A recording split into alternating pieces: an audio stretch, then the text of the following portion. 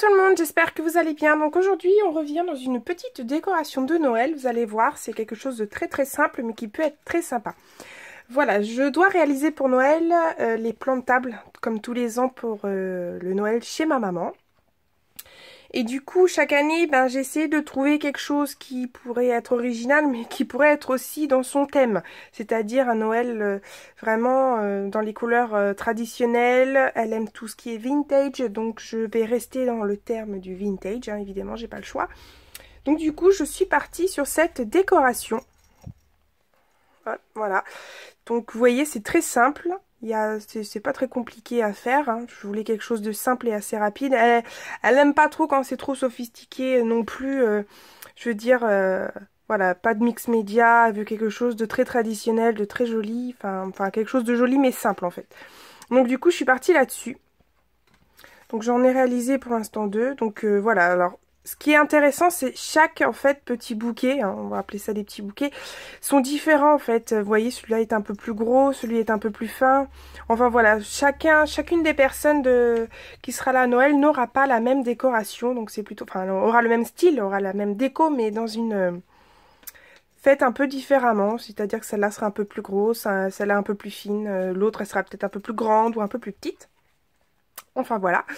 Donc voilà, donc je vais vous montrer la liste du matériel que vous allez avoir besoin. Vous allez voir, vous n'allez pas avoir besoin d'énormément de choses non plus. On va commencer tout simplement par des pages de vieux livres pour réaliser le cône. Voilà, alors moi ce qui est bien, c'est que même pas besoin de les ancrer. Elles sont quand même déjà bien vieillies sur les côtés, donc ce qui est plutôt pas mal. Ensuite, nous allons avoir besoin, donc ici c'est des roses que j'ai achetées chez Action. Vous voyez, elles sont vraiment très jolies. Donc je sais plus combien je les ai payés, je crois que c'est même pas 1 euro, hein, donc les 9 fleurs. Donc ce qui est plutôt sympa. Et du coup, je les ai pas laissées bleues, je les ai teintées avec une peinture aérosol couleur or. Et le résultat, vous voyez, ça va donner ceci. Donc c'est plutôt très joli. Puis la bombe, ça tient vraiment bien sur le support, c'est de la mousse. Voilà. Donc vous allez avoir, voilà. Ensuite, vous allez avoir besoin d'un ruban pour réaliser le nœud. D'une petite fleur. D'une plume blanche. Après, si vous avez envie d'une autre couleur, à vous de voir. Vous allez avoir besoin d'une petite feuille. Donc ça, je sais plus, je crois que je sais plus, ça doit être des Prima ou je sais plus quelle marque, ça fait déjà quelques années que je les ai. D'un embellissement en bois. Donc là, c'est un flocon. Et vous allez avoir besoin d'une petite cloche. Voilà. Ensuite, pour coller, donc je vais utiliser mon traditionnel pistolet à colle chaude.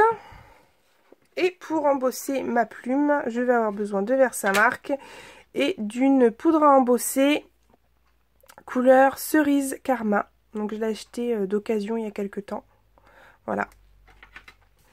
Donc voilà, vous avez vu, vous n'avez pas besoin de grand chose. Franchement, c'est super sympa et c'est assez rapide à réaliser. Bon, le plus chiant, en fin de compte, c'est de réussir à bien faire le cône comme il vous convient et de coller les fleurs à l'intérieur, enfin surtout celle-ci à l'intérieur. C'est assez... Vous allez voir dans la vidéo, j'ai un peu de mal à coller ma rose.